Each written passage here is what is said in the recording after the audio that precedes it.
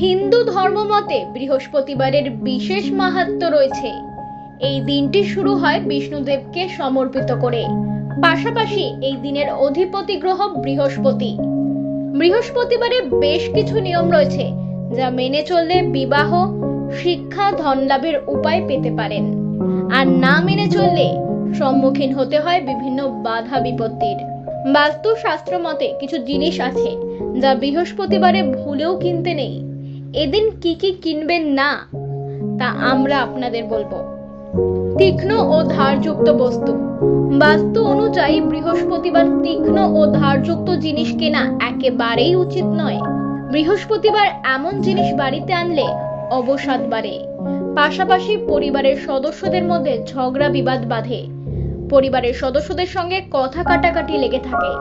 তাই বৃহস্পতিবার সূচ, কাঁচি, ছুরির মতো কোনো জিনিস কেনা উচিত নয়। লোহার জিনিস। অনেকেই জানেন যে শনিবার লোহার জিনিস কিনতে বা বাড়ি নিয়ে আসতে নেই। তবে শুধু শনিবারই নয়, বাস্তু অনুযায়ী বৃহস্পতিবারও কখনো লোহার জিনিস কোনো বস্তু কিনবেন না। এদিন লোহার বাসন কেনা থেকে বিরত থাকুন। বৈদ্যুতিন সরঞ্জাম।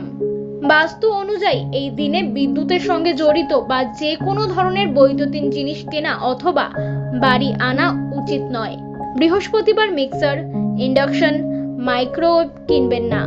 মনে করা হয় এই দিনে বৈদ্যুতিন সরঞ্জাম কিনলে ব্যক্তির আর্থিক পরিস্থিতি নষ্ট হয়। কি তাহলে এবার নিশ্চয়ই মনে প্রশ্ন আসছে, বৃহস্পতিবার কি কিনলে আপনাদের দিন সুখের হবে? তাও বলবো। জ্যোতিষ শাস্ত্র অনুযায়ী বৃহস্পতিবার সম্পত্তি ক্রয় করা অত্যন্ত শুভ। এই দিনে সম্পত্তি লগ্নি করলে ব্যক্তি দীর্ঘদিন লাভ উপভোগ করে।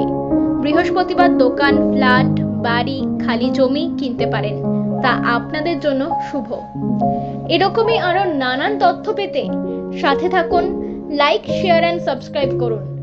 আরভি নিউজ, জেগে ওঠো কলকাতা।